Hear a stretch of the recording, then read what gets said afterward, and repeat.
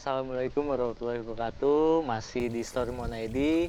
Nah, kita ini masih di posisinya di Pondok Rajak, masih silaturahmi dengan teman-teman di apa ini Bang namanya Bang? Apa dibilang ya? Kalau dibilang ini sebenarnya di Pondok Rajak, lokasinya di suatu perumahan kali ya. Oh, perumahan ya. Perumahan tapi yang ada wadah taman. Oke, Nah, iya. taman yang kita manfaatkan sebagai wadah untuk mencari inspirasi. Gitu. Nah, di sebelah saya ini sekarang udah ada abang kita namanya Abang Erik. Iya, Bang Erik. Sehat, iya. Bang Erik. Oke, Sorry nih ya, salam corona nih kita ya, Siap. lebih gitu, lebih simpelnya. Oke. Sorry Yang- lagi masa pandemi kan. Nah, betul Bang Erik. Nah, tadi konten sebelumnya saya bersejajaran dengan angkatannya 92, sekarang 94. Gila. Ini suatu kehormatan banget nih, Bang. Saya bisa duduk sejajar dengan abang-abang ini di sini. Sungguh pengalaman yang luar biasa menurut saya gitu kan. Iya. Oke nih, Bang. Bang Erik selama pandemi ini kegiatannya sekarang apa nih, Bang? Kesibukan sehari-harinya, Bang. Baik Bang Melki, ya sebelumnya terima kasih kepada channel Story Moon ID ya. Story Mon ID. Ya, bisa mengundang saya. Jadi perkenalkan, saya dengan Erikson, istilah kata pendaki zaman old, Oh, zaman dulu apa gitu. Nah di sini selama pandemi ya inilah salah satu kreasi iya. ya yang kita buat di lingkungan memperdayakan suatu lokasi yang kosong, yang akhirnya kita buat suatu taman dan bisa buat ya sambil menjadi inspirasi Iya. untuk ngobrol-ngobrol bersama rekan-rekan di lingkungan. Betul. Seperti itu Bung Melki. Nah, Bang Erik nih, denger-denger nih, tadi kita cerita-cerita, ternyata Bang Erik juga punya channel YouTube ya? Seperti itulah gitu. Nah, promosikan aja, barangkali buat teman-teman lebih kecondong ke traveling ya, Bang Ya, Erik ya? traveling. Nama YouTube-nya apa, Bang Erik? Ya, nama YouTube saya tuh di channel Erikson Huta Barat ya. Nanti Erikson di Huta Barat, nanti saya masukin lah ya, Siap. di sini nih katanya Boleh. sih. Nah, di situ di channel itu sih lebih banyak fokus pada pendakian-pendakian di zaman sekarang ini. Oh. Ya, zaman now. Waktu dulu juga, karena kalau mungkin ada beberapa foto-foto juga yang di zaman dulu, tapi karena dulu minim dengan apa ya dibilang teknologi. Ya kan, kalau dulu kita ada namanya pendaki-pendakian itu ada namanya kamera isinya pakai film. Tustel. Tustel ya. Iya. Nah, tustel tuh. Jadi kita benar-benar irit tuh kalau mau mendaki suatu, cari momen-momen tertentu, irit. Kadang-kadang sampai udah enaknya foto-foto, selesai momen pendakian sampai jam mau dicetak kebakar. Kebakar. Nah, Itu itu resikonya ya ya. sia-sianya. Kalau Iya. sekarang mah aduh, mau cepet sana cepet sini, mau Iya. kapan aja nggak bisa habis kan gitu kan. Kalau kita mah irit-irit gitu. Nah, nanti bisa dilihat di channel saya. Boleh. Beberapa pendakian ada foto-foto seperti itu yang mudah-mudahan bisa menjadi motivasi. Amin. Nah, oke, kali ini Bang Erik ceritanya ini kita sharing aja ya Bang Erik ya. Iya, Maksudnya Bang. kita ngobrol-ngobrol santai aja.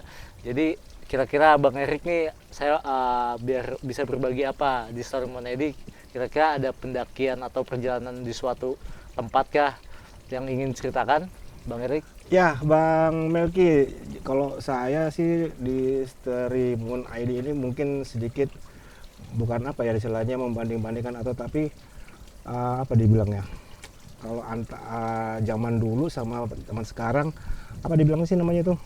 Perbedaannya Ya mungkin. kalau dibilang perbedaan tapi nggak beda lah gitu Ah, kan, sama-sama naik gunung gitu kan. ah. Tapi caranya yang berbeda. Semua memang cara-cara pendakian itu berbeda. Iya.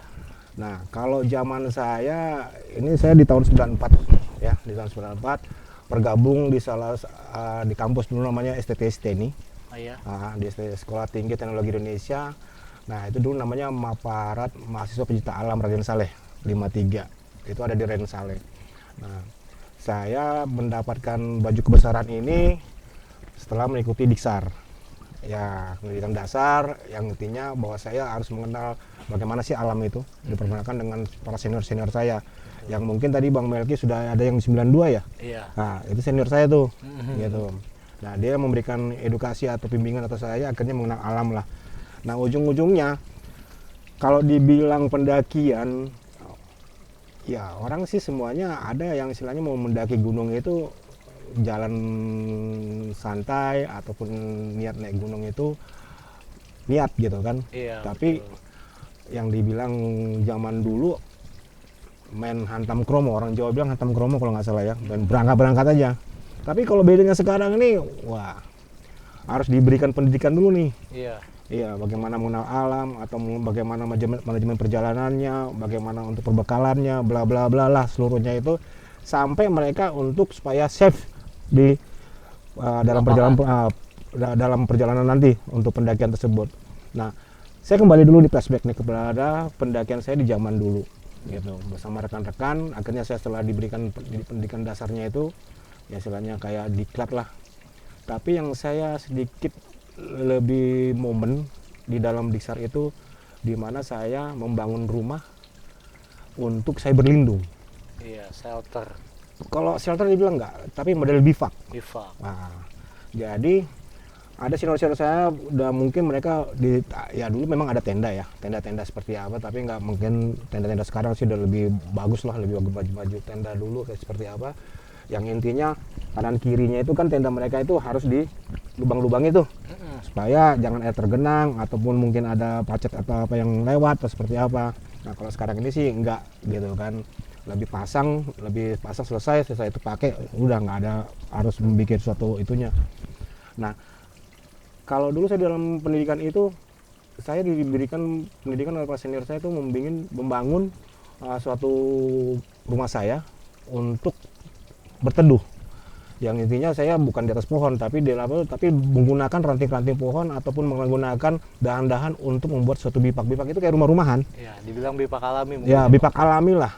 Nah, tapi bernaungnya itu bagaimana saya berlindung untuk dalam pas lagi pendidikan tersebut. Iya. Itu sih yang momennya saya di situ saya harus membakar suatu kayak pepohonan atau batang-batang pohon lah, ranting-ranting yang sudah kering ya kan untuk menjaga saya tidak ada serangan dari binatang-binatang ataupun ya istilahnya sebagai safety saya lah. Iya. Nah seharusnya kalau di gunung itu kan sebenarnya larangan tuh, Iya, iya. ya kan membakar sesuatu ternyata terjadi aku bisa membakar hutan lah atau apa. Betul. Tapi ya kita harus benar-benar memberikan ya safety kita sendiri pribadi, tapi tidak berdampak kepada lingkungan setempatnya. Benar. Gitu, Bang Melki. Jadi memang sebenarnya gini ya Bang ya, banyak perbincangan dari teman-teman sekarang juga ada yang berselisih paham mungkin gini. Untuk apa sih kita untuk mempelajari diklat lah, diklatsar lah gitu kan. Sebenarnya kan itu kebutuhan untuk teman-teman juga, bekal gitu, Iya. bekal awal untuk nanti di lapangan takutnya terjadi apa-apa gitu ya Iya. Bang ya. Mungkin kalau bisa dibagikan, nah Abang juga kan sempat ibaratkan beberapa tahun belakangan ini sempatlah mendaki juga gitu kan yang dari zaman 90 dan sekarang 2020 gitu kan. Perbedaannya tuh apa Bang? Maksudnya dalam artian gini loh. Di masa-masa era 90-an itu kita sebagai pendaki itu sosialisasinya atau kedekatan kita sama pendaki itu seperti apa? Bedanya apa dengan anak-anak yang sekarang gitu? Oke, kalau sebenarnya sih nggak terlalu signifikan ya. Perbedaan-perbedaannya namanya di suatu gunung itu kan pasti tanggung jawab bersama itu ada. Saling toleransi itu ada.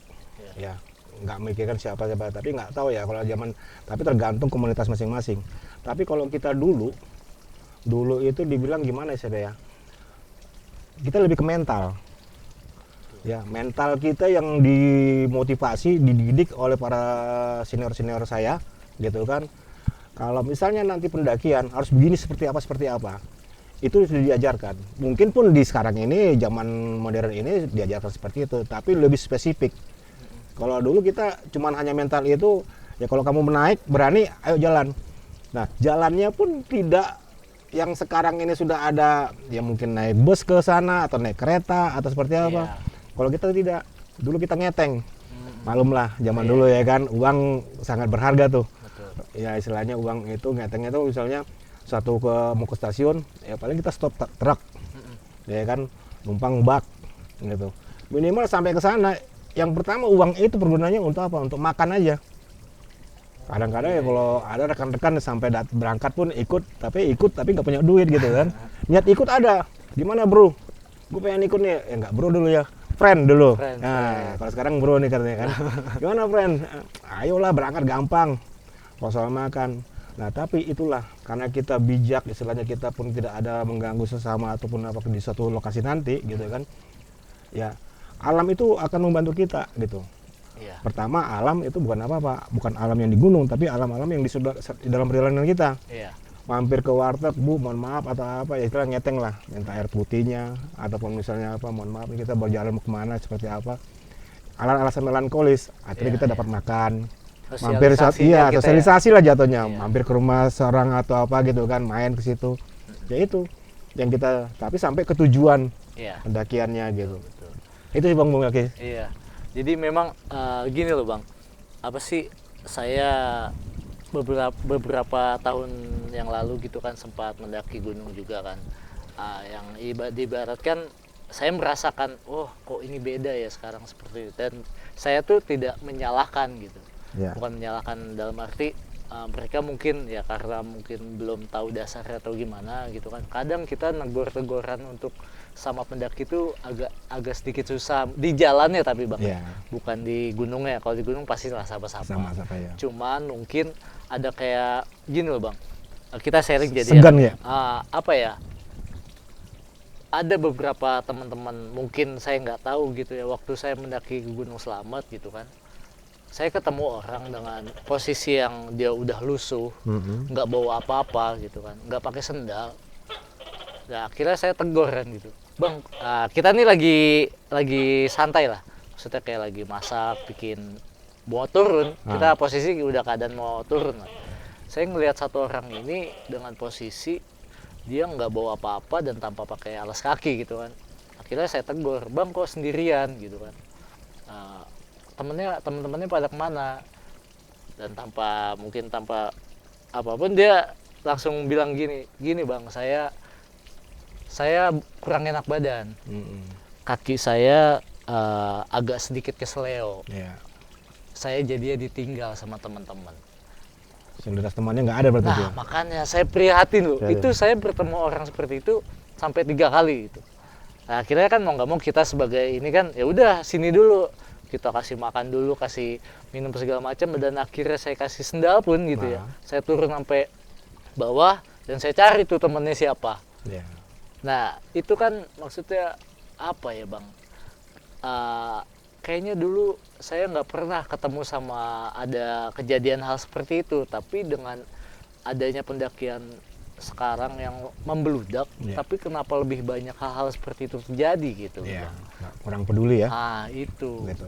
Makanya kita ngobrol di sini tuh bener banget kata Bang Erik ya Bang, apa sebenarnya tuh kita butuh ya namanya bekal-bekal hal seperti itu ya Bang, hal-hal diklat SAR gitu. Ya pengetahuannya ya Bang ya. Ya itulah yang saya bilang tadi, utama itu memang kita harus ada punya pendidikan. Ya minimum pendidikan itu intinya bahwa kita untuk pribadi kita sendiri, untuk mengetahui bagaimana sih sebenarnya alam itu kan.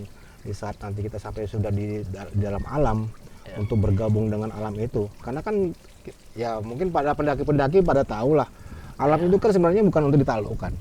Tapi kita bagaimana bersahabat dengan alam. Kalau dari pribadi saya, nggak tahu dari rekan-rekan ya, mungkin seperti apa kan gitu kan. Tapi ada mungkin yang mau menaklukkan. Mohon maaf nih kalau misalnya memang ada seperti itu, ya monggo silakan gitu loh. Tapi yang ditaklukkan seperti apa?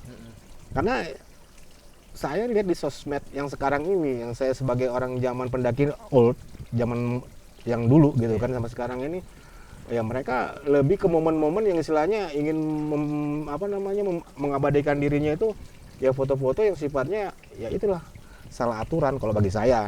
Tapi mudah-mudahan ini yang saya tanggap. Tapi kalau mereka seperti apa ya itulah mereka merasa kebanggaan atau seperti ya memang di saat kita di dalam satu naik pendakian namanya muncak itu kan bonus, ya kan. Tapi kalau misalnya kita mendaki gunung kalau nggak sampai puncak kayaknya kurang seru ya, gitu. Bagaimanapun. Tapi kalau misalnya muncak itu sampai kita nggak kurang seru ataupun namanya bonus tadi kita upayakan, kita paksakan, tapi bisa menjadi suatu resiko bagi kita. Nah pertimbangan-pertimbangan itu yang perlu kita diedukasi kepada si orang itu, orang yang istilahnya secara para pendaki lah. jangan memaksakan diri. Next mungkin ada lain waktu. Betul bang. Ya kan, mungkin dia udah capek di awal di track pertama apa ya, shelter ataupun di pos 1 atau pos 2 bla bla bla sampai selanjutnya. Tapi udah pas mau muncak capean gitu. Jadi saya cerita lah gini ya. Saya baru-baru ini ada pendakian di Gunung Semeru. Ya kan. Saya bawa beberapa rekan di junior saya Iya. yang di kampus STTI. Nah, sekarang itu berdiri namanya MAPAS, mahasiswa pencinta alam. Mahasiswa pencinta alam apa ya? Apa? STT STNI. Ya, tetap STT STS-nya MAPAS, mahasiswa pencinta alam STNI gitu. Nah, kalau saya bawalah para junior-junior saya nih. Singkat perjalanan sampailah ke lokasi adanya di Jawa Timur. Ya kan? Sempat nyasar juga sih itu. Mau kemana itu, mau lewat di apa namanya tuh? Hah? Gimana? Probolinggo. Ya kan? Betul, saya bawa mobil pribadi. Oh gitu. Ah, bawa mobil pribadi, nyetir sendiri atau seperti apa? Ya intinya diajak fun lah. Iya. Enjoy jalan-jalan seperti apa, jangan ngoyo seperti apa. Jadi mobil pribadi nyasar nggak bisa kan, karena Probolinggo itu harus tidak bisa mobil sampai di apa namanya, Ranupani. Nah, Iya, nggak kuat karena naik kita lihat di YouTube itu kendaraan roda 4 itu bisa sampai Ranupani. Heeh. Satuannya sampai di Probolinggo nggak dibolehkan. Loh kenapa? Saya bilang harus bisa naik, harus naik jeep katanya gitu, karena itu medannya pasir, nggak bisa naik apanya. Iya. Akhirnya mikir-mikir, kita browsing lagi tuh di YouTube. Pokoknya lewat Tumpang. Ketumpang. Lewat Tumpang ada lagi tuh. Nama sekarang diandelin namanya Google Map ya. Kita searching lagi Google, adalah akhirnya jalan lah, akhirnya putar-putar 3 jam dapatlah tuh di Ranupani. Oh iya, Nah, Ranupani. Sampai kemalaman lah. Itu nanti mungkin ada rekan-rekan bisa lihat dah di channel saya tuh, di Iya. channel Perjalanan ke Semeru. Iya, Iya kan? Erik tuh. Kendaraannya sama junior saya. Karena saya kenapa bawa junior? Saya karena udah nggak mampu nih. Iya. Semeru udah tahu gimana ya, kayak gitu kan, jalannya kemana-kemana seperti itu. Betul. Bisa makan berapa jam, resikonya seperti apa saya nggak tahu. Historikalnya untuk bagaimana Gunung Semeru itu hanya saya lihat dari YouTube. Ah. Kalau dulu mungkin rekan-rekan yang sudah berpengalaman, tapi karena rekan-rekan yang ini juga sudah pengalaman, tapi kan namanya gunung itu kan suka berubah-berubah nih, Betul. ya gitu. Singkat cerita, sampailah kita akhirnya di Ranupani. Kita satu malam itu kita ngecamp apa, kayak ada guest house gitu. Jadi apa, kita nginep lah di situ. Baru paginya kita registrasi. Karena kan registrasi sekarang online kan. Iya. Ya kalau dulu sih nggak ada tuh. Iya. Berangkat aja. Sampai sana nggak ada namanya lapor-lapor ya kan, berangkat masuk gitu kan. Tapi beda lah sekarang gitu. Nah, dalam perjalanan sampai registrasi bla bla bla, akhirnya beres lah itu, sampai ada tes kesehatan ya kan, sampai apa itu. Dari pos 1 aman, pos 2 aman, di pos 3 tuh saya rasa bukan aman-aman, kenapa gitu kan, karena saya setiap pos makan. Iya. Karena kalau dulu kita nggak ada pos itu ada yang jualan atau apa, zamannya tahun 94 itu, karena kita bawa perbekalan memang dari bawah. Nah sekarang ini ya uniknya begitu, zaman now ya kan, setiap pos tuh ada, nggak tahu gunung-gunung yang lain ya, tapi yang saya rasakan Semeru ini setiap pos tuh ada, satu pos 2. Akhirnya kan ya beban berat makan itu akhirnya mempengaruhi badan ya kan gitu. Akhirnya di pos 3 lah tuh kan. Sampai pos 3 saya lihat nih, saya pandangin ini trek 45 derajat. Sanggup nggak saya gitu ya kan. Ujung-ujungnya karena saya bawa carrier atau apa, sempat dievakuasi juga carrier saya, bukan sayanya tapi gitu. Dievakuasi lah carrier saya. Itu ada ceritanya di YouTube saya juga tuh, historikalnya bisa dilihat nanti perjalanannya. Nah, ya karena mungkin rekan-rekan junior ini kan segen nih sama saya nih, karena merasa senior kan, wah punya Bang Erik nih atau apa, ya bawa aja gitu apa. Agar teman-teman ada juga yang sodok-sodokan berat atau apa, karena perjalanannya nanjak gitu. Singkat cerita, ya itulah akhirnya bisa tuh carrier saya dievakuasi, karena saya udah naik duluan. Iya. Kata junior saya dalam hati, saya tahu baca. Sial nih senior saya nih kan, dia naik duluan, carriernya masih belum nyampe nih ya kan. Baktimu abadi. Akhirnya bla sampailah di Ranu itu jam 6:30 malam tuh. saya nggak tahu gitu posisi Ranukumbolo seperti apa, ya saya ngandelin terangnya ataupun dengan teman-teman para pendaki yang lain sudah mulai banyak tenda-tenda seperti apa gitu. Bermalam lah 1 malam di Ranukumbolo itu, terus sampai kita pagi start lagi, kita jam 9 lah, jam 10-an tuh ya. Di situ juga ada namanya Tanjakan Cinta. Tanjakan Cinta ya, histori bilang katanya kalau melihat ke belakang tujuan kita nggak akan tercapai gitu kan. Apa tuh tujuannya nggak ngerti ya kan. Kalau saya sih nggak peduli, naik tetap aja lihat ke belakang ya. Karena kan saya udah ada yang dituju ya kan. Betul, betul. Tapi ada teman saya tuh ya, para Niat. junior niat gitu kan. Tapi mudah-mudahan sih tercapai. Bla bla bla, perjalanan sampai di Padang Sabana atau semuanya, sampailah di Kalimati. Iya. Ya Kalimati kalau nggak salah ya. Kalimati, namanya. Ya Kalimati. Kalimati. Salah satu Persiapan karena terakhir. kita harus trekking di malam hari tuh. Sampai di apanya. Rupanya ya karena itu malam jam 10 kita start. Jam 10 malam Ya, start ya. start jam 10 malam untuk pendakian supaya apa. Nah, akhirnya karena saya rasa pribadi saya sendiri udah terlalu capek atau seperti apa, tapi saya coba deh sekuat tenaga saya gitu kan. Akhirnya pas batas vegetasi, karena itu pas pendakian itu mungkin nggak tahu ya, karena mungkin lagi banyak berlibur para pendaki, akhirnya kayak gimana ya, di channel YouTube saya ada tuh, jadi kayak ular tuh. Jadi di perjalanan itu kelihatan cahaya semua para pendaki. Iya. Antri mungkin. Antri namanya, saya bilang bukan Jakarta aja macet, di gunung aja jadi macet. Sampai saya mau melangkah aja, permisi, kita menghormati pendaki yang lain kan. Iya. Tapi karena rekan-rekan pendaki yang lain tidak mau permisi, akhirnya ya udah, Curiga karena kita aja. udah capek, kita langkah-langkahin lah yang apa, karena tidur di jalan, di trek itu sendiri. Takutnya kalau mereka menyamping kan akhirnya bisa bisa terpeleset ke jurang atau apa. Iya. Ya kita permisi. Disitulah saya lemah. Akhirnya dengan tim saya ini kan berjumlah 6, 3 senior, 3 lagi junior. Nah, saya rembuk di situ, saya bilang, ya udah, bro, yang kuat masih apa jalan seperti apa. Tapi ada teman-teman saya bilang, oh gue udah pernah ke sana atau apa, gue mohon maaf sekali nih, lebih baik saya turun, karena saya udah nggak sanggup lagi naik ke atas, saya bilang. Karena kalau saya paksakan, daripada saya nanti menjadi menyusahkan orang, Iya. ya kan, mumpung sisa saya tenaga, lebih bagus saya turun. Saya bilang. Singkat cerita, bla bla bla, akhirnya rembukan, terputuslah. Akhirnya yang 2 naik, 3 naik, tapi satunya juga akhirnya terkendala di perjalanan, turun juga. Tapi kita udah turun duluan gitu,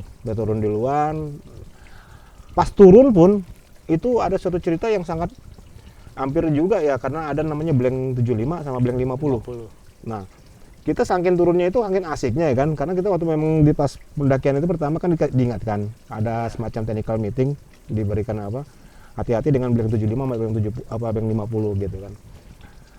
Salah satu rekan saya itu ada yang masuk di blank 50 itu. Oh gitu. Gitu. Udah terpeleset, dia mau berdiri aja pasti dia akan nyosor gitu kan. Akhirnya dia karena sudah masuk dawa itu, saya bilang, karena dia bilang kanan, taunya kita ke kanan, makin kanan, taunya bilang 75. 75, betul. Nah, kita nggak tahu tuh jalurnya seperti apa.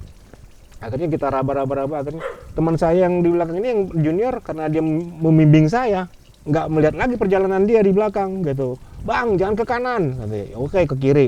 Bang, jangan ke kiri, ke kanan lagi. Tapi dia karena memandu saya, dia sendiri nggak memperhatikan jalannya. Gitu. Akhirnya masuklah di blank 50. Ya kan, untung dia nggak sampai berapa, udah saya bilang jangan berdiri, saya bilang gitu, udah lu ngerayap aja gitu. Akhirnya saya tolong lah pakai, kebetulan kita kan diandelin pakai trekking pool ya. Nah, untung dengan trekking pool itu saya bisa nyanggah dia, ditarik, akhirnya saya tarik lah, saya bilang ya alhamdulillah perjalanan itu akhirnya selamat sampai saya di Kalimati, nunggu rekan-rekan lagi yang sudah muncak. Oh itu Gitu. kira-kira pas waktu turun itu masih keadaan gelap bang? Subuh. Subuh. Sudah mulai terang sekitar jam, karena kebetulan kita lagi nikmati juga namanya sunrise ya. Sunrise-nya setengah 5-an lah. Setengah 5-an gitu. Nah itu akhirnya selamat. Ya saya bilang ya udah. Saya bilang karena saya orang Kristen ya, puji Tuhan, saya bilang masih ada lindungan seperti apa. Iya. Tapi kalau hal-hal yang istilahnya mistis atau gaib atau seperti apa nggak pernah saya temukan. Oh iya. Gitu. Mungkin karena saya ya gimana saya bilangnya. Ya kita memang kondisi tubuh tidak lemah gitu kan, memang fit gitu kan. Tapi bisa saya bilang tadi, pas kita sudah mendaki tidak mampu, lebih bagus kita tahu porsi kita gitu. Iya. Jangan memaksakan, karena saya bilang tadi saya pendaki zaman dulu. Iya. Zaman sekarang mungkin ya anak muda lebih sehat lah, Oh, karena mungkin dia butuh momen itu, iya. karena masih panjang. Kalau saya kan nggak butuh momen itu gitu loh. Yang penting saya fun. Oh, Gunung Semeru seperti ini. Akhirnya bla bla bla, ikutlah beberapa pendakian lagi, ngajak keluarga Oh, gitu, istri sama anak. iya, iya. Itu juga ada di channel YouTube saya di Gunung Prau. Kalau Gunung Prau kan lebih enak tuh, santai. Ya, santai. Tapi persoalannya masalah air. Iya, memang kita harus bawa dari bawah. Iya. Ya, begitu juga mengandalkan para junior. Ya kan. Dari maaf nih pendaki old dia punya zaman tua ya kan. Nah, begitu juga open trip masuk di Gunung Papandayan. Iya, iya. Bawa keluarga juga. Iya. Gitu. Kalau Gunung Papandayan memang lebih fun. Di situ juga setiap shelter ada yang jualan. Ya kan, tidak terlalu apa. Terus itu di paling di apa di Sapan apa namanya Pondok Salada ya. Pondok Salada. Di itu udah ada MCK, Iya. nggak terlalu apa. Lebih funnya sih gitu. Tapi sekarang Gitu, Bang lebih Melki. ke nongkrong-nongkrong sama keluarga, Iya. kehangatan keluarga seperti apa gitu ya. Jadi puncak udah hanya bonus aja gitu ya Bang ya. Iya, jadi intinya saya sebagai ngikut Master Pencipta Alam ini ingin menyatu dengan alam aja. Iya. Tapi tidak menaklukkan. Ingin pendakian pun ya saya akan berpikir dulu mencari bahwa itu sanggup nggak apa saya. Iya. Zaman dulu ya gitu kan. Karena satu masalah keuangan. Kalau sekarang mohon maaf bukannya sombong, uang ada. Iya. Tapi tenaganya nggak ada. Betul, betul. Gitu kan. Betul. Bisa apa. Makanya saya bilang tapi lebih ke mendidik anak sih. Ah, ah. Saya lebih mendidik anak, mengenalkan alam. Nih dulu papa sama mama kan istri saya kan memang bukan orang pecinta alam, tapi dengan mengikuti saya dia mengenal itu kan. Tapi kan ada saya bisa backing dia untuk menjadi mengenal alam. Iya, Tapi ke anak-anak ini intinya masih bisa mengerti lah bagaimana seperti alam gitu kan. Gitu sih Bang Melki. Oke, Bang Erik, coba Bang Erik kira-kira bisa nggak misalkan saya minta kasih pesan-pesan buat teman-teman yang di sana, ibaratkan lebih baik kita tuh mendaki gunung seperti apa gitu. Kita berbagi ya gitu Bang. Oke, Bang Melki. Untuk para pendaki yang mungkin melihat channel